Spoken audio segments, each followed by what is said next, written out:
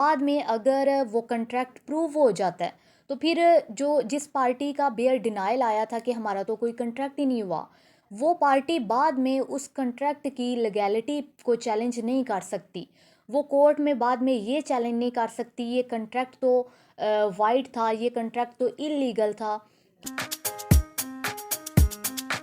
अस्सलाम वालेकुम जी, मैं हूँ हदीजा वलायत एडवोकेट और आप देख रहे हैं मेरा YouTube channel the legal exams. इस लेक्चर में हम लोग आर्डर 6 सीपीसी को डिस्कस करेंगे जो कि प्लीडिंग से डील करता है। इस आर्डर में टोटल 18 रूल्स हैं। इन रूल्स में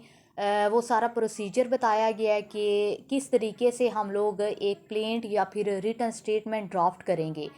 तो आर्डर 6 को फॉलो करते हुए हम लोग अपनी प्लेंट या फिर रिटन स्टेटमेंट को ड्राफ्ट करते हैं। एक चीज़ मैं यहाँ पे मेंशन कर दूँ, जो आर्डर 6 की बेयर रीडिंग है वो काफ़ी टफ़ है, लेकिन ये आर्डर बहुत ईजी है और मैंने इस आर्डर के की पॉइंट्स निकाल के, हर रूल के की पॉइंट्स निकाल के तो इस पूरे आर्डर को कवर किया है। तो चलें रूल 1 से स्टार्ट करते हैं। 1 इसमें प्लीडिंग की डेफिनेशन दी गई है। जो प्लेंट और रिटन स्टेटमेंट होती है, इन दोनों चीज़ों को प्लीडिंग कहते हैं। उसके बाद रूल 2, इस रूल में कह रहे हैं कि जब आप कोई प्लेंट फाइल करते हैं या रिटन स्टेटमेंट फाइल करते हैं तो आपने अपनी प्लीडिंग्स में सिर्फ़ और सिर्फ मटेरियल फैक्ट्स लिखने हैं। जिन फैक्ट्स पे आप रिलाई कर रहे हैं आपने कोई एक्स्ट्रा चीज़ नहीं उसमें मेंशन करनी, ना ही आपने एविडेंस लिखनी है।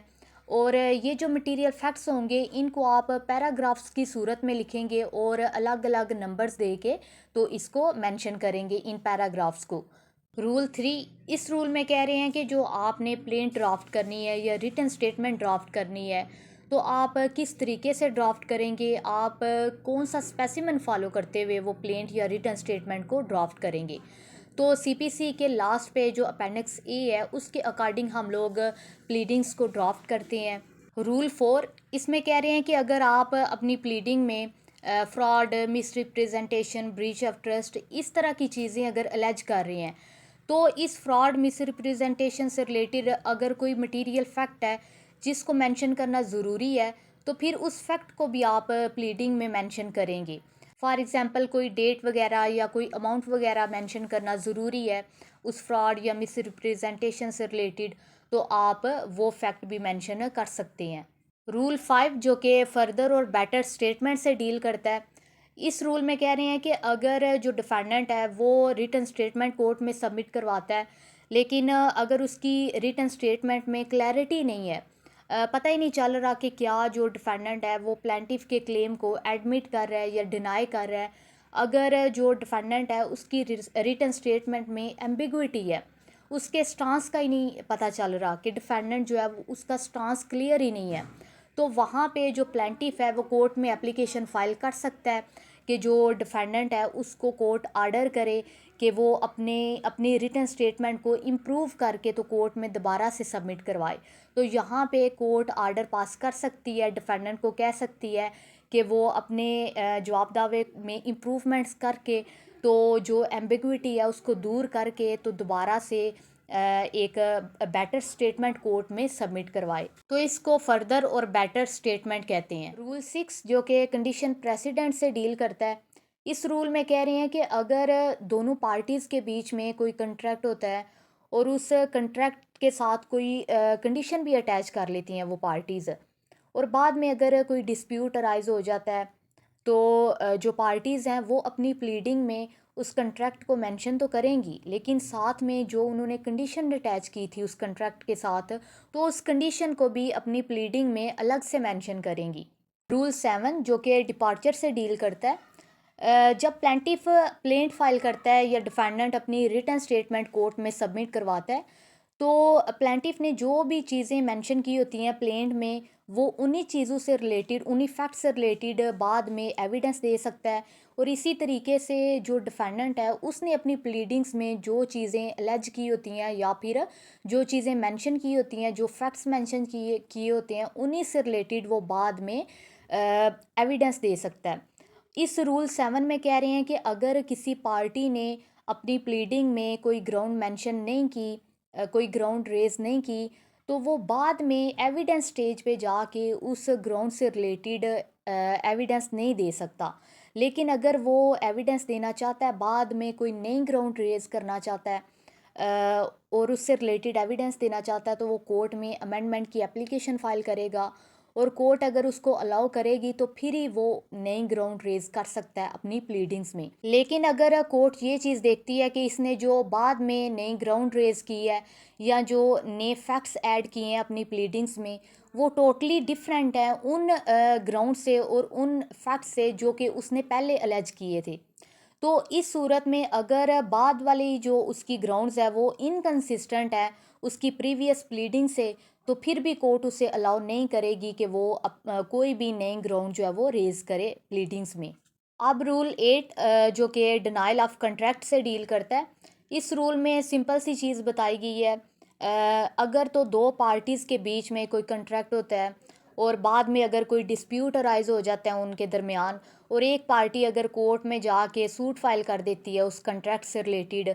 और दूसरी पार्टी कोर्ट में आके कह देती है कि हमारा तो कंट्रैक्ट ही नहीं था हुआ,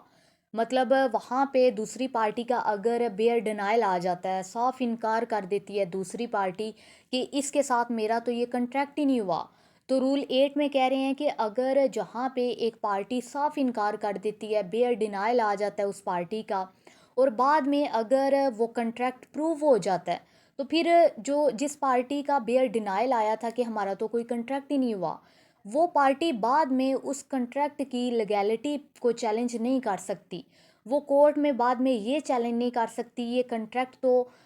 वाइड था, ये कंट्रैक्ट तो इलीगल था, क्योंकि पहले उस पार्टी ने साफ इनकार कर दिया था कि मेरा इस पार्टी के साथ कोई कंट्रैक्ट नहीं हुआ, तो इसलिए रूल 8 उस पे बार लगा देता है कि फिर अगर वो कंट्रैक्ट प्रूव हो जाता है, दूसरी पार्टी ये चीज़ कोर्ट में प्रूव कर देती है कि कंट्रैक्ट हुआ था, तो फिर बाद में वो पार्टी इस कंट्रैक्ट की लीगैलिटी को चैलेंज नहीं कर सकती। अब रूल 9 से लेके जो 12 तक रूल हैं, इन चार रूल्स में एक ही तरह की बात की गई है। रूल 9 में कह रहे हैं कि अगर किसी डॉक्यूमेंट के कंटेंट प्लीडिंग्स में लिखना ज़रूरी है, तो फिर आप उस डॉक्यूमेंट के जो कंटेंट्स हैं उनको प्रिसाइज फॉर्म में प्लीडिंग में लिखेंगे, उस पूरे डॉक्यूमेंट को लिखना ज़रूरी नहीं है प्लीडिंग्स में। उसके बाद रूल 10 में कह रहे हैं कि अगर एक पार्टी अपनी प्लीडिंग में ये चीज़ अलेज करती है कि दूसरी पार्टी की इंटेंशन फ्रॉडुलेंट इंटेंशन है, या फिर एक फैक्ट के बारे में दूसरी पार्टी को पहले से नॉलेज था लेकिन उसने कंसीलमेंट की है, उसने ये जो सूट फाइल की है उसने बदनीति से ये सूट फाइल की है, या फिर वो अगर कोर्ट में आया तो वो विद क्लीन हैंड्स नहीं आया, तो इस तरह की चीज़ें अगर इंटेंशन के बारे में अलेज कर रही है एक पार्टी अपनी प्लीडिंग में, तो ये फैक्ट अलेज करना सफिशेंट होगा प्लीडिंग में। आप ज़रूरी नहीं कि पूरे सरकमस्टांसीज अपनी प्लीडिंग में लिखें। इसी तरह जो रूल 11 है उसमें नोटिस की बात की गई है कि अगर एक पार्टी अपनी प्लीडिंग में नोटिस को अलेज करती है कि मैंने दूसरी पार्टी को इस चीज़ का नोटिस दिया है,